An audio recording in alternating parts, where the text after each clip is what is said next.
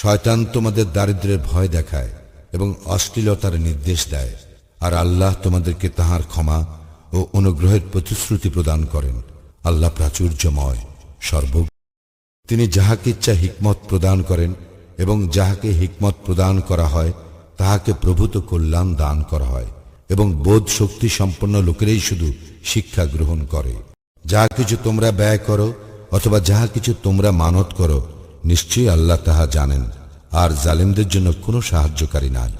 তোমরা যদি প্রকাশ্যে দান করো তবে উহা ভালো, আর যদি তাহা গোপনে করো এবং অভাবগ্রস্তকে দান করো তাহা তোমাদের জন্য আরো ভালো, এবং তিনি তোমাদের কিছু কিছু পাপ মোচন করিবেন। তোমরা যাহা করো আল্লাহ তাহার সম্যক অবহিত।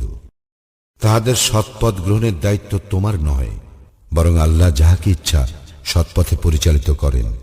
যে ধন সম্পদ তোমরা ব্যয় করো তাহা তোমাদের নিজেদের জন্য, এবং তোমরা তো শুধু আল্লাহর সন্তুষ্টি লাভার্থেই ব্যয় করিয়া থাকো। যে ধন সম্পদ তোমরা ব্যয় করো তাহার পুরস্কার তোমাদেরকে পুরোপুরিভাবে প্রদান করা হইবে, এবং তোমাদের প্রতি অন্যায় করা হইবে না।